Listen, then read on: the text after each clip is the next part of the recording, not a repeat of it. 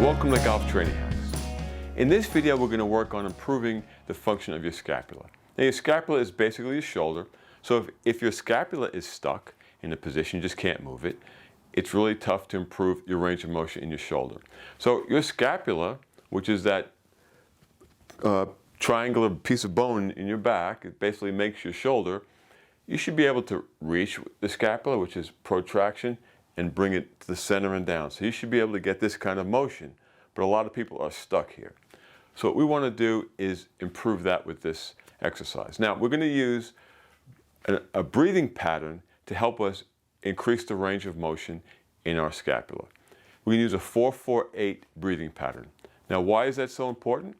Well, we're going to use an exhale that's longer than the inhale and throw an isometric contraction in between the inhale and the exhale to boost up our effectiveness in this technique.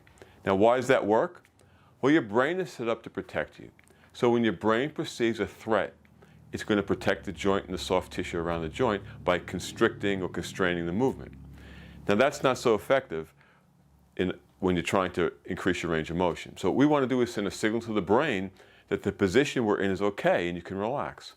When you exhale longer than you inhale, that's sending a relaxing signal to your brain that the position is not a threat, so you can release the muscles around it and you don't have to worry about it. So we're kind of overriding the protective mechanism.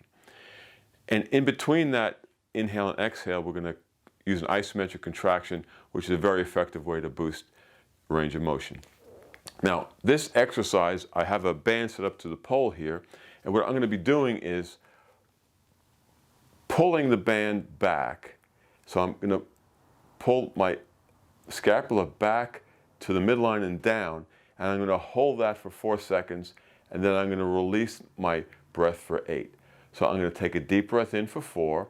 I'm going to hold this position where I'm trying to move my shoulder blade into the midline and down for 4 seconds, and then I'm going to release the contraction and release the shoulder for 8. Now, I'm not rotating. This isn't a rotating drill.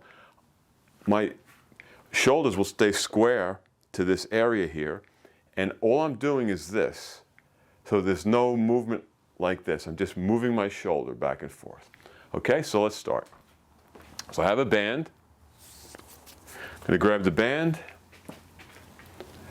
Now I'm going to take a deep breath in for 4 seconds. I'm going to talk through this for the first iteration, then I'll do a couple without talking.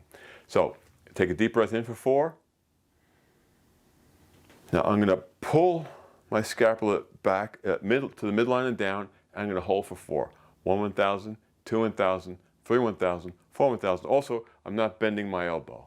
Okay, so I'm in this position. Now I'm going to release the breath and the contraction for 8.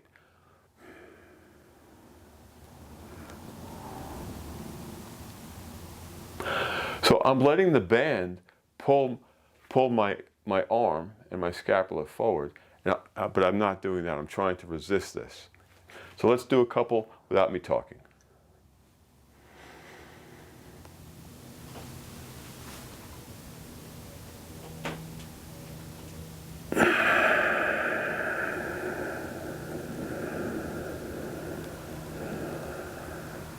Number 2.